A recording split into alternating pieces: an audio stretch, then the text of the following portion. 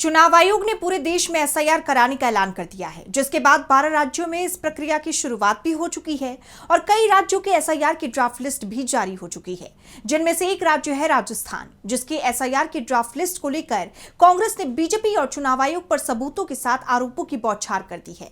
तो क्या कहा है कांग्रेस ने और क्या है ये पूरी खबर, जानने के लिए देखिए ये रिपोर्ट। राजस्थान एसआईआर की ड्राफ्ट लिस्ट को लेकर सियासत में बवाल मच गया है। कांग्रेस, बीजेपी और चुनाव आयोग पर आग बबूला हो उठी है और एसआईआर की ड्राफ्ट लिस्ट में धांधली के आरोप लगा रही है, जिससे आयोग और बीजेपी सख्ते में आ गए हैं। राजस्थान कांग्रेस अध्यक्ष गोविंद डोटासरा ने एसआईआर में धांधली का बड़ा आरोप लगाते हुए कहा कि राजस्थान में एसआईआर की प्रक्रिया के बाद जो ड्राफ्ट लिस्ट जारी हुई, इसमें 45 लाख लोग एब्सेंट, शिफ्टेड, डेथ पाए गए। इसके बाद 15 जनवरी तक ऑब्जेक्शन मांगे गए। 3 तारीख तक कोई अफरा तफरी नहीं थी और सारा सिस्टम सही तरीके से चल रहा था, मगर 3 तारीख को बीजेपी के संगठन महासचिव बीएल संतोष राजस्थान पहुंचे, वहां बैठक की और फिर फर्जी तरीके से वोट जोड़ने और काटने का काम शुरू हुआ। वहां पर काम शुरू हुआ फर्जी वोट जोड़ने का और घटाने का। 14 तारीख को मैं जो इलेक्शन कमीशन की वेबसाइट के ऊपर जो डाटा है वो मैं आपके साथ शेयर करना चाह रहा हूं।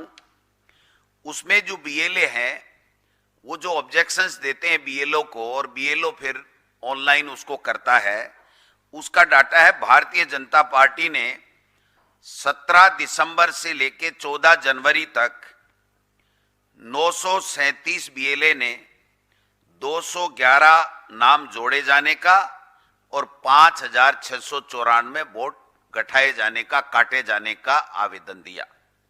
कांग्रेस पार्टी ने 110 बीएलए ने 185 फॉर्म जोड़े जाने का नाम और 2 नाम हटाए जाने का आवेदन दिया। ये इलेक्शन कमीशन की वेबसाइट के ऊपर है, कहीं कोई दूसरा आंकड़ा नहीं है। तो वहीं राज्य के नेता प्रतिपक्ष टीकाराम जूली ने बीजेपी पर बड़ा हमला बोलते हुए कहा कि बीजेपी अगर इसी तरह लोकतंत्र पर हमला करती रहेगी तो चुनाव करवाने की जरूरत ही नहीं रह जाएगी। राजस्थान के अंदर एसआईआर नहीं बल्कि सीवीआर यानी कांग्रेस वोटर रिमूवल हो रहा है। मैं ये मांग करता हूं चुनाव आयोग से भी और सुप्रीम कोर्ट से भी कि राजस्थान में ये जितने भी फोरम आए हैं हर जिले के अंदर उन सारे फॉर्मों की फोरेंसिक जांच हो कि कहां छपे हैं, कौन व्यक्ति इनको यहां तक नीचे पहुंचा के गया है, तो पूरा दूध का दूध और पानी का पानी हो जाएगा।